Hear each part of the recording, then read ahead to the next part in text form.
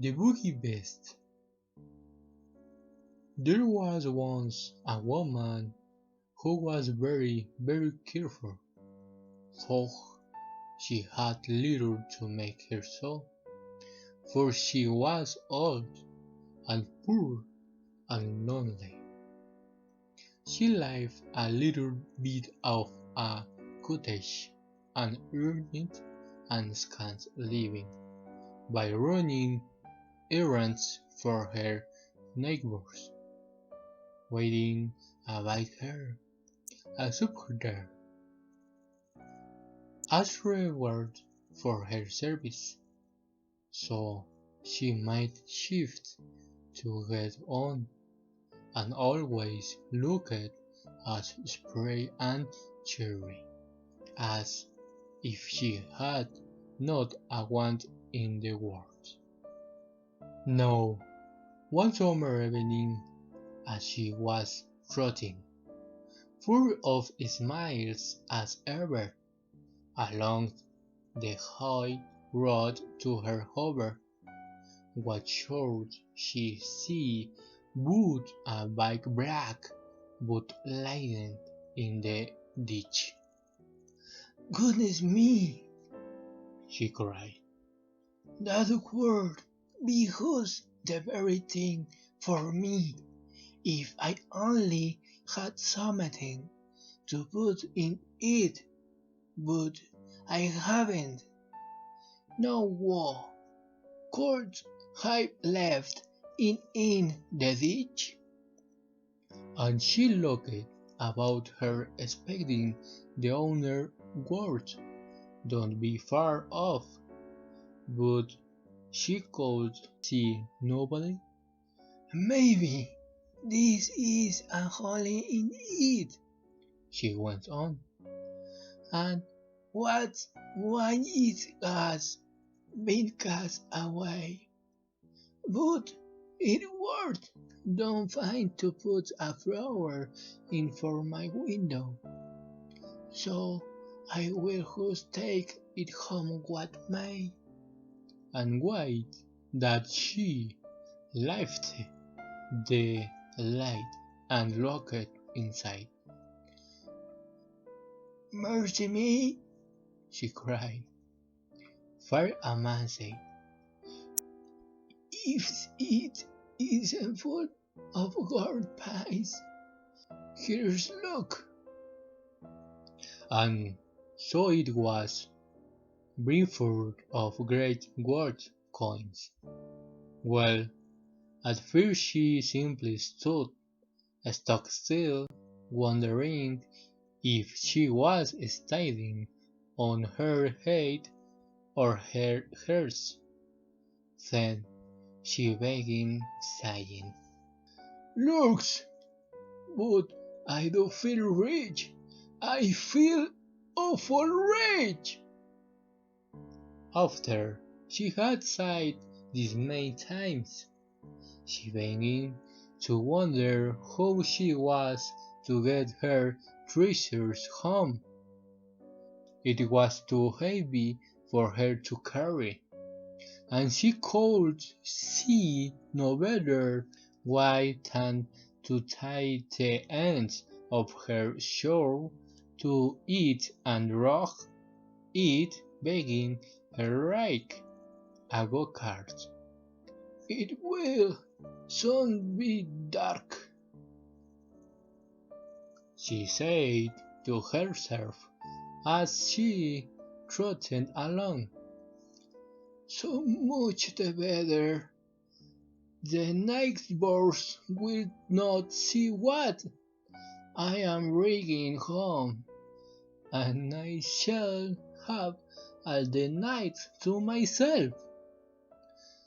Won't be able to think what I will do. My vamp, I will build. I'll buy Warren's house and just sit by the fire with a cup of tea, and do no work at a like a queen, or maybe I'll bury it at the garden foot and just keep and beat in the word Gina typon in the chimney pies, or maybe Goody. Goody! I feel that great I don't know myself. By this time she was a bit tired of riding shook a heavy wind and stopping to rest a while, turned to look and heard tears. And look, it wasn't a pot of gold at all. It was nothing but a lump of silver. She stared at it and rubbed her eyes, and stared at it again. "Well, I never," she said at last. "And me thinking it was a pot of gold. I must have been dreaming. But this is look! Silver is far less trouble easier to mine, and not too easy stolen. Some gold pies would have been the death of man. And wait, this great love for silver." So she went off again, planning what she would do, and feeling as rich as rich. Until becoming a bit tired again, she stopped to rest and gave a look round to see if her treasure was safe, and she saw nothing but a great lump of iron. "Well, I never," says she again, "and I mistook it for silver. I must have been dreaming. But this is look! It's real convenient, and can get penny pies for our iron, and penny pies are a dear hard there for me than your gold and silver. Why, I should never have slept a wink for her of being robbed. But a penny piece comes in Yusuf, and I should sell that iron for a lot and the rich, roaring rich." So on she trotted, full of plans as to how she would spend for penny piece, till once more she stopped to rest and looked round to see her treasure was safe, and this time she saw nothing but a big stone. "Well, I never," she cried, full of smiles, "and talking and mistook it for iron.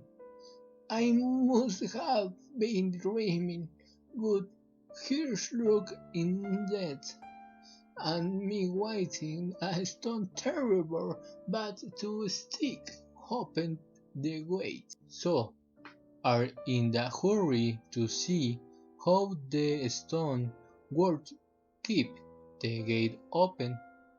She trotted off down the hill till she came to her of cottage. She unlatched the gate and there turned to unfasten her saw from the stone which lay on the path behind her. Aye, it was a stone sure enough. There was pretty like to see it lying there, those and peaceable as a stone should.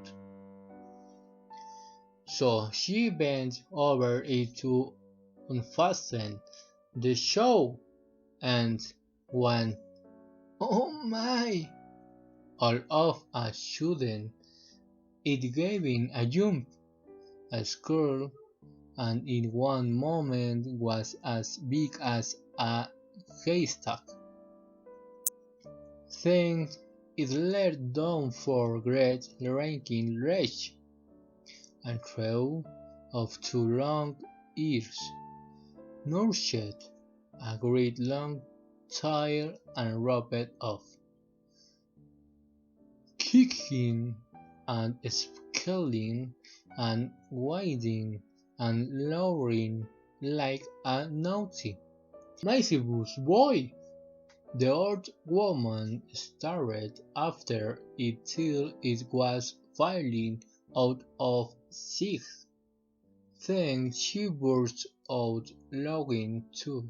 "Well," she chuckled, "I am in luck, quite the luckiest body here, but fancy man seeing the Bogey-Beast all to myself, and making myself so free with it all, my goodness! I don't feel that upright. That's grand." So she went in the cottage and spent the evening chuckling over her good luck.